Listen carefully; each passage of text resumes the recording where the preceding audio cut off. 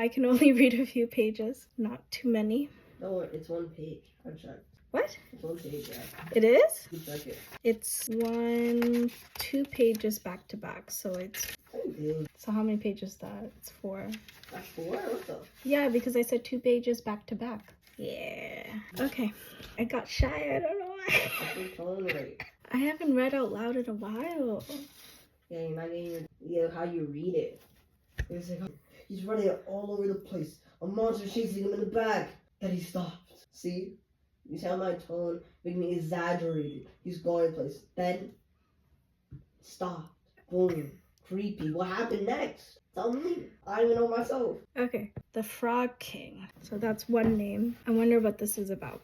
Okay. In old times, when wishing still helped one, there lived a king whose daughters were all beautiful. But the youngest was so beautiful that the sun itself, which has seen so much, was astonished whenever it shone in her face. Close by the king's castle lay a great dark forest, and under an old lime tree in the forest was a well.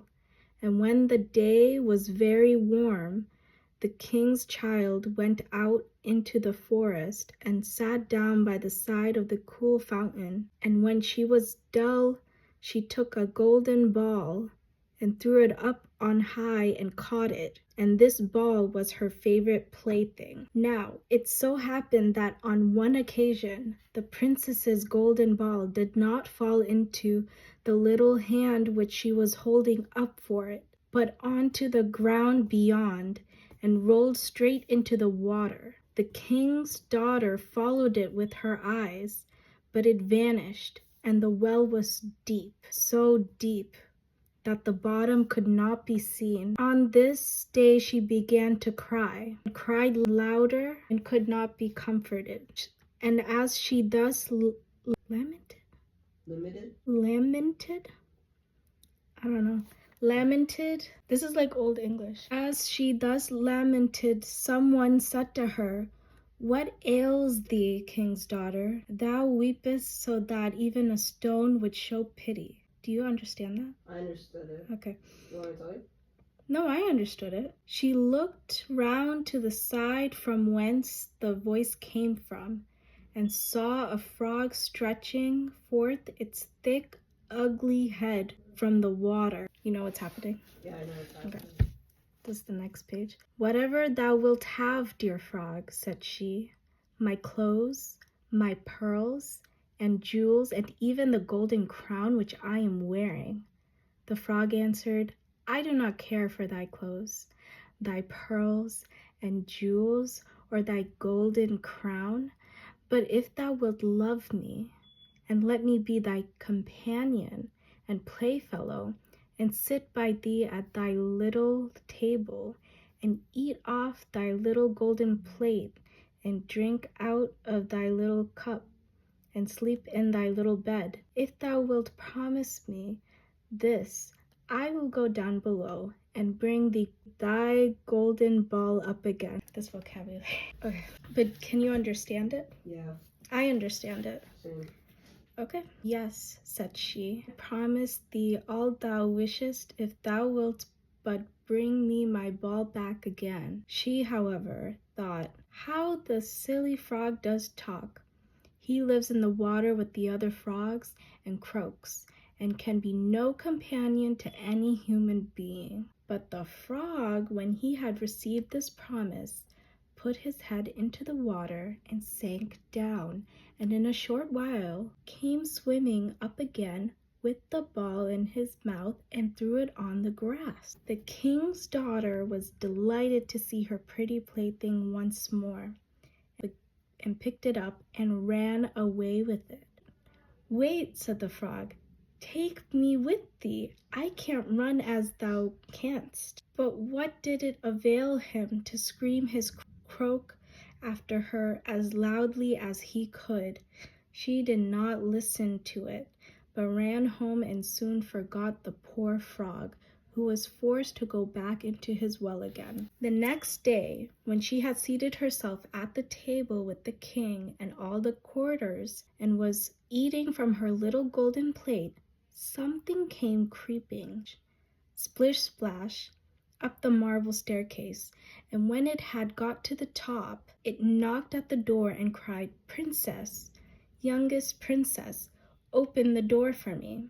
She ran to see who was outside, but when she opened the door, there sat the frog in front of it. Then she slammed the door to in great haste, sat down to dinner again, and was quite frightened. That's the frog knocking on that. We're dealing with humans and frogs. You know how tiny frogs are? They can knock like this on a king's door. I don't think it was like a knock, it was more like a thump, like his body. He just slammed his body into it, like, get me in here! Yeah. Bruh. Alright. It's imaginary. Yeah. You want me to continue? The king saw plainly that her heart was beating violently, and said, "My child, what art thou so afraid of? Is there perchance a giant outside who wants to carry thee away?" "No," replied she, "it is no giant, but a disgusting frog." "What does a frog want with thee?" "Dear father, yesterday as I was in the forest sitting by the well playing, my golden ball fell into the water, and because I cried so the frog brought it out again for me, and because he insisted so on it, I promised him he should be my companion. But I never thought he would be able to come out of his water, and now he is outside there, and he wants to come into me. In the meantime, it knocked a second time and cried, 'Princess, youngest princess, open the door for me. Dost thou not know what thou saidst to me yesterday by the cool waters of the fountain? Princess, youngest princess, open the door for me.' Then said the king, 'That which thou hast promised must thou perform. Go and let him in.' She went and opened the door, and the frog hopped in and followed her step by step to her chair. There he sat and cried, 'Lift me up beside thee.' She delayed until at last the king commanded her to do it. When the frog was once on the chair, he wanted to be on the table. And when he was on the table, he said, 'Push thy little golden plate nearer to me, that we may eat together.' She did this, but it was easy to see that she did not do it willingly. The frog enjoyed what he ate, but almost every mouthful she took choked her. At length he said, 'I have eaten and I am satisfied.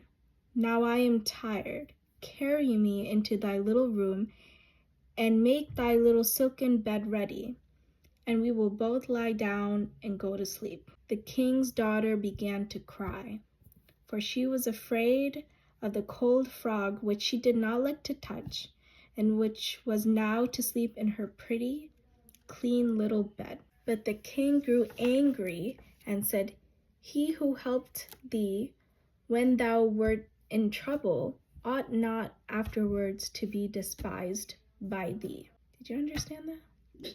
Yeah. So she took hold of the frog with 2 fingers, carried him upstairs, and put him in a corner. But when she was in bed, he crept up to her and said, "I am tired. I want to sleep as well as thou. Lift me up, or I will tell thy father." Then she was terribly angry, and took him and threw him with all her might against the wall. "Now thou wilt be quiet, odious frog," said she. But when he fell down, he was no frog, but a king's son with beautiful, kind eyes. What? I'm confused. Plot twist. That was a plot twist? I didn't expect that. Okay, let me keep going. He, by her father's will, was now her dear companion and husband. What the? Then he told her how he had been bewitched by a wicked witch, and how no one could have delivered him from the well but herself, and that tomorrow they would go together into his kingdom. Then they went to sleep, and next morning when the sun awoke them, a carriage came driving up with 8 white horses, which had white ostrich feathers on their heads, and they were what? And were harnessed with golden chains, and behind stood the young king's servant, faithful Henry. What? This all happened in one paragraph. That was you, Henry? Or came back? No, I'm so confused. Keep reading. So Henry is the servant of the frog who wasn't actually a frog. The frog was bewitched by a witch. So someone bewitched him, and he was actually a king or something, or a prince or something. Okay, anyways. Yeah. All right, this is the next paragraph. Faithful Henry had been so unhappy when his master was changed into a frog that he had caused 3 iron bands to be laid around his heart, lest it should burst with grief and sadness. The carriage was to conduct the young king into his kingdom. Faithful Henry helped them both in and placed himself behind again, and was full of joy because of this deliverance. And when they had driven a part of the way, the king's son heard a cracking behind him as if something had broken.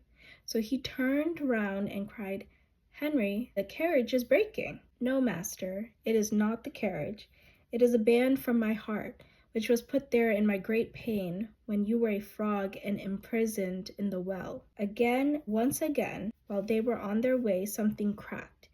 And each time the king's son thought the carriage was breaking, but it was only the bands which were springing from the heart of faithful Henry because his master was set free and was happy. The end. I couldn't tell if that was the end. It was an abrupt end. I feel like the events just turned around so fast. That was a good ending. It doesn't say the end. So I was like, I looked at the next page and I was like, there's no more stories. Yeah, because I was absorbing the information that I just read. Because I was like, what just happened?